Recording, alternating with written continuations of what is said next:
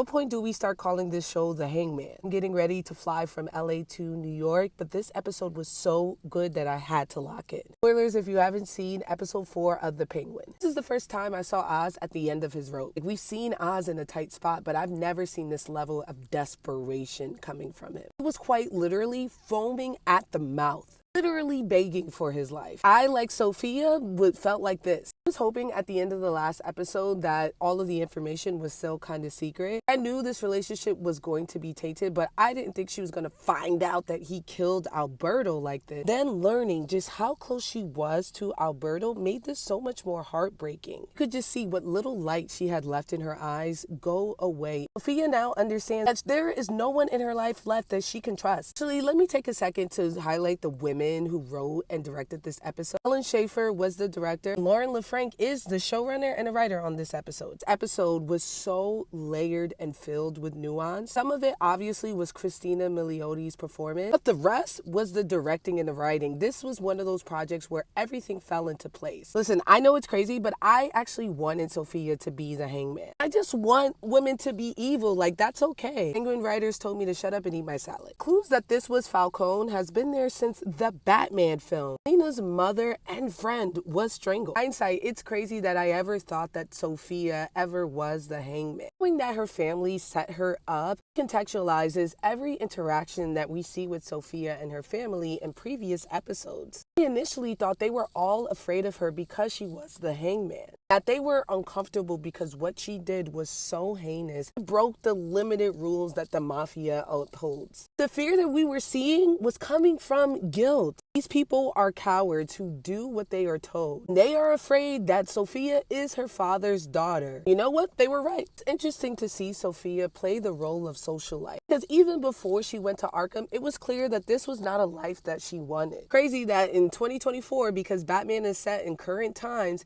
misogyny still reigns supreme in the mafia. In these flashback moments before Sofia is framed, we see a leader that could have been empathetic, she's smart, she's reliable. Honestly, we still see remnants of this in these episodes, right? She is telling Luca and Johnny what they should be doing as a mob, and they're not respecting her opinion. I was cracking up at the fact that the second that Oz got a little bit of change, he bought a $2,000 suit. These are the type of hood moves that make Oz so likable. Even in episodes like this one, where we see him at his absolute worst. Will say, I'm sure he could not have predicted that Falcone would not only frame her, but condemn her to be in Arkham for a decade. That's nuts. Let's get into her time at Arkham because it is so important, and it's the reason why I don't mind her not being the hangman. Because number one, she's definitely the hangman now, and you know what? She deserves it. Her being framed does two things. One, puts her in a path for vengeance that makes us all want to root for her. Two, as I mentioned before, also reminds us how terrible Falcone was. Just at running the family and being a good family member. To women in general, he sucks, and we need to remember that. These Arkham scenes were so hard to watch. That booking montage perfectly displayed how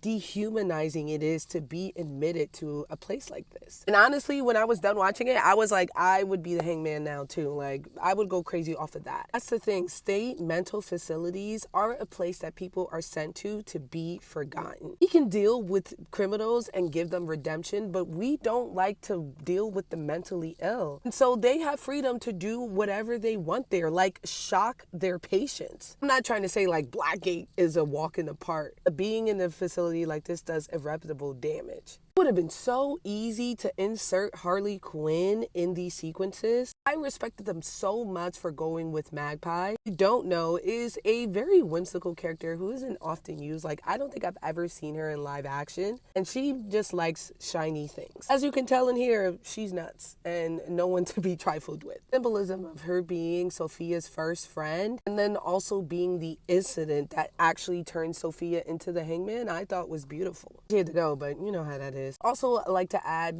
going back to the Harley Quinn thing, that I love that not only did they use Magpie, but they used Summer Gleason, who's from Batman the Animated Series. And I can just appreciate not going for the easy grabs. Vicky Vale, Harley Quinn, Poison Ivy. Like, these women weren't here, and it's not that we don't love the characters, but there are so many other interesting characters that come from Gotham that should be highlighted, and I'm glad they're doing that here. I was so happy to see Sofia confront her therapist for the predator predator that he is. I was afraid that she was going to be under his influence. Seeing her confront him and then go to dinner let me know that from now on we're seeing a fully free Sofia. The last thing tying her to her past. She's right, he was creepy. Pretending like he loved her, like he cared for her, but watching and participating in her constant abuse is not right. I met Theo Rossi at the Penguin premiere, and it's so crazy how kind he is, because I've never seen him not play a character this sleazy. I watch this dinner scene every night before I go to bed. It was so filled with joy and laughter, and Sofia's appearance pulled that to a screeching halt. Sofia interrupting Luca was another perfect moment. You can feel just the guilt of everyone having to confront the woman that they condemn. And honestly, I was like, they all deserve to die, because she clearly was telling them all,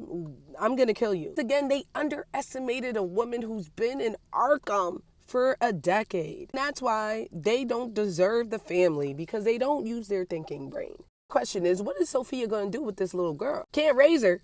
I hope not. I gotta say, I love the way that she killed the family. Because Sofia is known for her violence at this point. Even though the family knows that they made it up, they still associate that with her. The perfect parallel to her in the beginning of the episode resign to her gender and see her kill all of her family members in what I could only describe as a very feminine way. Not only is she wearing this beautiful evening gown while she does it, women are more likely to kill themselves with carbon monoxide. So this is the type of violence that the family wouldn't even anticipate, because their ops are mostly men. So in this moment, she used her gender and non-violence to get ahead. I mean, perfect. I am here to support everything she does for the rest of the season, even if it's kill Vic. And I love Vic more than anyone here. He's my favorite character. I was just on stage with this kid. At the end of the episode, I was like, sorry to that man. I don't know who you are. Sofia or bust. Listen, this show has absolutely no business being this good. You could call me a glazer if you want, but I thought this episode once again was perfect. I gotta give it 5 out of 5 Frankie Flames. Let me know your thoughts.